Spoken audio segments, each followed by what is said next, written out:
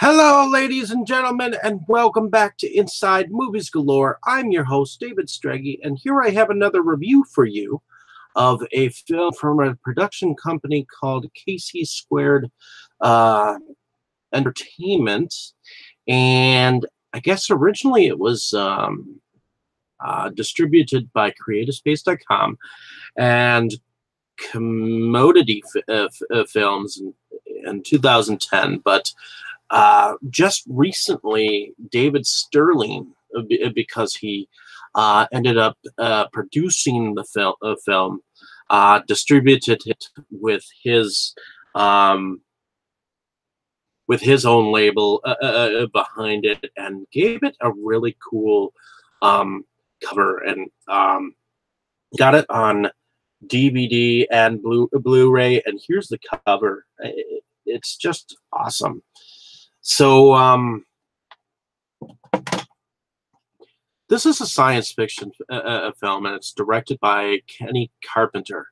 It was filmed in 2008, and it stars a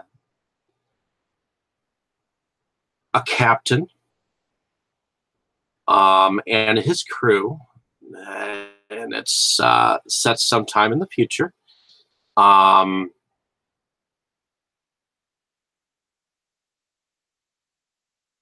But played by Kevin Cooper, and what happens is, evidently 60 years ago, the Earth was almost destroyed, or I think it was destroyed by an alien spaceship. But before it was destroyed, it sent out a nuclear warhead and destroyed part of this alien ship. And this salvage team captain and his company has heard that this weapons system that has been left behind by the alien spaceship it has been found, and this is evidently the loot of the century. So what he does is he goes out with his crew, and he goes and they're basically loot and pilferage kind of a thing, and they go back and get some kind of a bounty.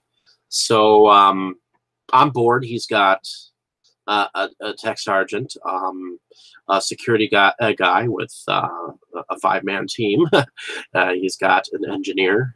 He's got number one, who I believe his name is Jeffrey Blair, played by Noah Daniel, and he seems to be kind of an office kind of a character. So he's not exactly someone that stands out.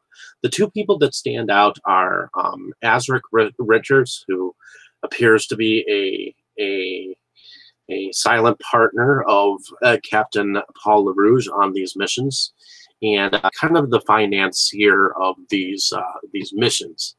And we are hearing the narration of Kevin Cooper as Captain Paul LaRouge in a journal that he calls his Holy Grail, which evidently is like a captain's log kind of a thing. The thing is, in a sense, this film is set up like a comic book. It's screen screened. All the characters are look like they're in a game or something of that nature. And the first film that I remember coming out like that is A Scanner Darkly, if I remember correctly. And I believe because of that film, it made films like this possible. So this has CGI. I think they were just in one room and ended up green screening the film. So much of the film is made with CGI. Much of the alien attack scenes in here were in fact CGI'd, computer generated. And in the very early stages of CGI, they looked fairly, fairly not like what they were supposed to look like. But for some reason, even though I know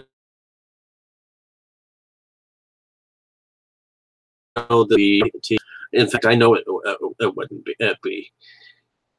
I've just kind of gotten used to this kind of a film because I've seen it in some indie directors, and sometimes it works and sometimes it doesn't. I think that the two actors that three actors that stand out are Rick Montgomery Jr., Kevin Cooper, and I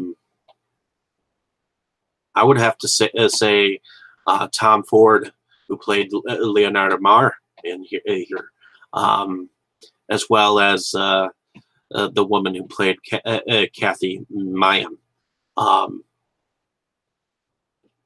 So I thought that these characters brought about and acted their parts really good. There was mutiny involved.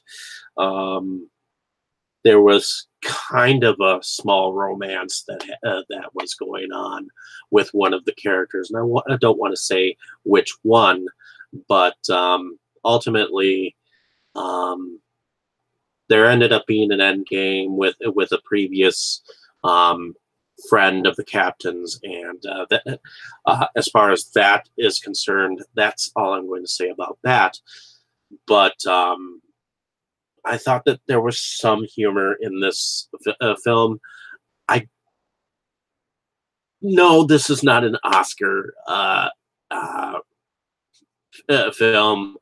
Thought that it was creative, and I thought that there was enough humor involved with the captain between his crew, and there were some things that were, there was some slowness to the film, and I think that's where the time lagging comes in. I think there was some time that needed cutting from this film, but here's the thing. I think that this at one point in time used to be online as a web series, because every so often words appear and say episode 1 and name it like it used to be, like section by section online. So I think that this might have been a web series at one point in time, and then they just combined it to be one movie.